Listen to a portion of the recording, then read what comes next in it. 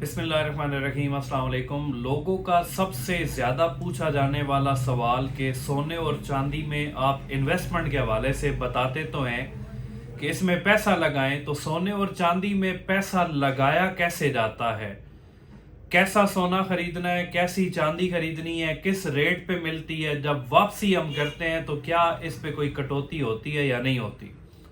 तो ये बहुत सारी बेताशा वीडियोस हैं, उनके नीचे यही कमेंट आए हुए होते हैं।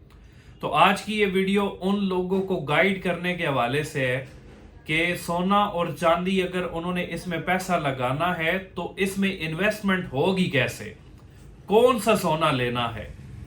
तो सबसे पहली बात तो लोग समझते हैं कि ज्वेलरी आइटम जो है ये इन्वेस्टमेंट के लिए यूज होते हैं। वो इन्वेस्टमेंट के लिए नहीं है। आप अगर खरीद लेते हैं ना 10-12 साल के बाद तो उसका रेट बढ़ ही जाता है। वो एक तरह का बैकअप होता है। जैसे हमारे इलाकों में शादियां होती हैं, बच्चियों को जेवरात इस मकसद के लिए दिए जाते हैं कि उनके मुश्किल वक्त में ये काम आएंगे, और लोगों के काम आए भी हैं। जिन्होंने 15-20 साल पहले अगर 5 लाख के जेवरात लिए हुए थे, उन्होंने 15-20 साल 30 साल इस्तेमाल भी किए। आज की डेट में उन्होंने 30 से 35 लाख में भी जेवरात बेचे हैं। तो ये उनका एक तरह का बैकअप हो गया। और बैकअप ये बड़ा बेहतरीन चीज है। बच्चियों को अगर जेवरात आप डाल देते हैं, शादियों पे पहनाते हैं, तो उनका एक तरह का सेफ हेवन एसिड बन जाता है।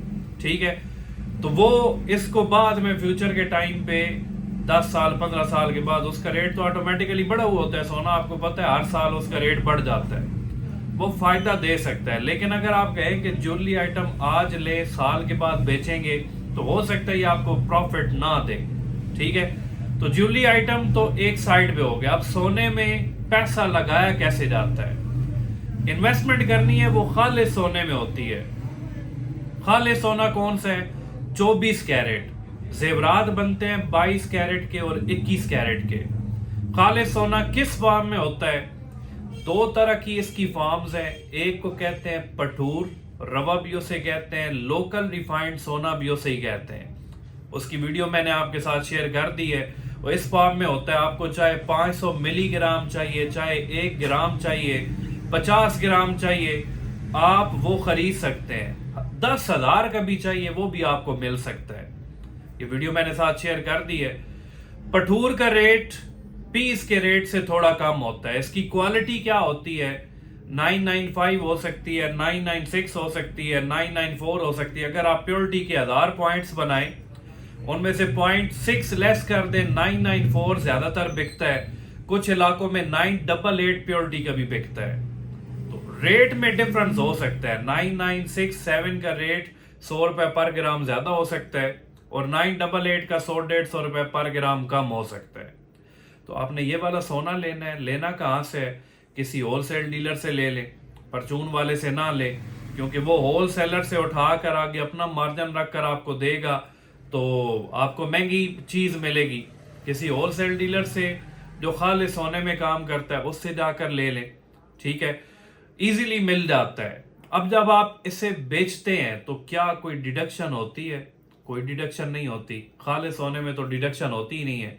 लेकिन अगर किसी ने आपको खालिस सोना 988 या 994 बनाकर दिया है, लेकिन वो इतना है नहीं, उसमें प्योरिटी 950 है, तो फिर आपकी डिडक्शन लाजमी होगी। एक सेल का रेट होता है, एक परचेज का रेट होता है। फॉर एग्जांपल, अगर सोने का पर तोला रेट 4 लाख रुपए है सेल का, तो परचेज का रेट 3,98,000 होगा या 3,99,000 होगा, जिस तरह डॉलर और रियाल के रेट चलते हैं। दूसरी कैटेगरी सोने में होती है पीस, जिसे बार भी कहते हैं, पीस भी कहते हैं। ये ARY, मिल्लत, इस तरह के मुख्तलिफ हैं जो बार्स बनाते हैं। उसकी प्योरिटी 999 होती है। उसके ऊपर लिखा हुआ भी होता है 999। ये वीडियो भी साथ में आपको शेयर कर रहा हूं। आप इसमें भी अपना पैसा लगा सकते हैं।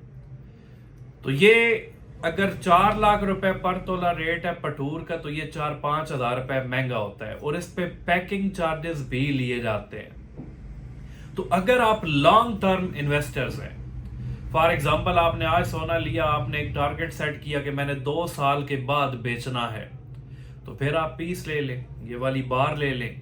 ठीक है, क्योंकि 2 साल के बाद तो ये आपको अच्छा खासा बेनिफिट देगी। उस पर आपने जो पैकिंग चार्जेस 4-5 हज़ार रुपए दिए हैं वो मैटर नहीं करेंगे। लेकिन अगर आप हैं शॉर्ट टर्म इन्वेस्टर्स, जब रेट बढ़ता है आप बेच देते हैं, कम होता है खरीद लेते हैं, हो सकता है महीने में 2-3 दफा आप सेल परचेज करें, तो फिर पीस बिल्कुल ना लें, फिर पठूर लें। उसका फायदा क्या होगा कि जैसे ही आपने अगर 3 बार परचेजिंग पीस की किया ना एक महीने में, तो हर बार आपको पैकिंग चार्जेस देना पड़ेंगे। वापसी करेंगे पैकिंग चार्जेस आपके खत्म हो जाते हैं।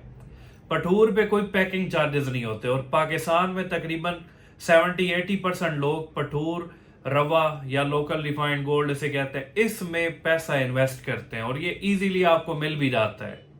पीस के लिए अमूमन आपको, अगर आपको 10 तोले का पीस चाहिए, 5 तोले का चाहिए, 2 तोले का चाहिए, वो अक्सर आप जाते हैं अवेलेबल नहीं होता। 15-20 दिन की बुकिंग पे आपको मिलता है। आप पैसे जमा कराते हैं, 20 दिनों के बाद वो पीस आपको मिलता है। वेट करना पड़ता है। पठूर के लिए आपको वेट नहीं करना पड़ता।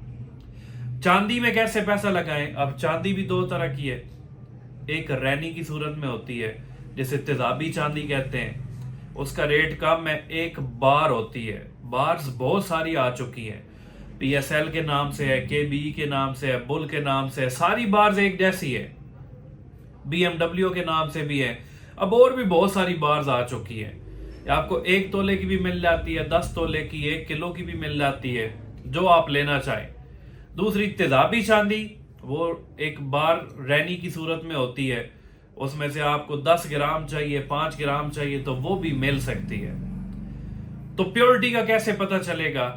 बार्स जहां से आप लेना, लेजर वेरीफाइड होनी चाहिए, ठीक है?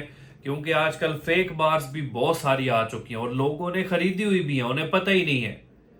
तो हम तो अल्हम्दुलिल्लाह जो बार लेते हैं उसकी पहले लेजर करा के अपनी तसल्ली करते हैं, फिर कस्टमर को सेल करते हैं, ठीक है? तो उसकी लेजर करा के आपको पता होना चाहिए कि इसकी प्योरिटी अच्छी है। तो कोई भी बार ले ले, जरूरी नहीं आपने PSL ही लेनी है। आप बेशक BMW ले ले, अगर लेजर पे उसकी रिपोर्ट अच्छी आ रही है तो वो ले ले। तेजाबी लेना चाहते हैं तो उसके और बार के रेट में तकरीबन पर तोला के हिसाब से 500-600 रुपए पर तोला का डिफरेंस आता है, ठीक है? तो मैंने कुछ तस्वीरें भी साथ शेयर कर दी हैं। इस तरह की बार्स होती हैं। इनमें जब आप पैसा लगाते हैं ना, आप लोग कहते हैं चांदी ले तो लेते हैं लेकिन वापसी कोई नहीं लेता।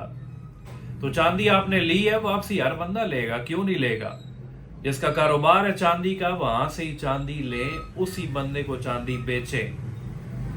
अगर 10,000 पर तोला सेल का रेट है तो परचेज का रेट 9800 रुपए पर तोला होगा।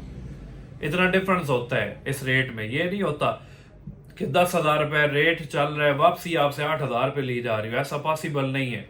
और अगर कोई ऐसा कर रहा है तो इसका मतलब आपके साथ फ्रॉड हो रहा है। चल फिर कर 2-3 दुकानदारों से पता कर लें, ठीक है? और चांदी आपको नुकसान भी नहीं देती। कुछ लोग कहते हैं जी चांदी हमेशा नुकसान ही देती है। चांदी में लोग बड़ा बड़ा पैसा बना चुके हैं, ठीक है? पिछले 6 महीनों की अगर हिस्ट्री देखे, चांदी ने खुद को डबल की है। अगर अगले साल में खुद को डबल करती है तो ये 12,000 पर तोला से भी ऊपर निकल जाएगी। और इसकी शॉर्टेज है और बड़ी सेफ इन्वेस्टमेंट है। तो अगर आपके जहन में ये ख्याल है ना कि ये हम ले लेंगे, वापसी कोई नहीं लेगा, ये बिल्कुल ख्याल अपने जहन से निकाल दें। तो अगर इन चीज़ों में पैसा लगाना है तो सबसे पहले आपको मार्केट के साथ इन टच रहना पड़ेगा। इनके फिक्स रेट्स होते हैं, रोजाना की बुनियाद पर चेंज होते हैं।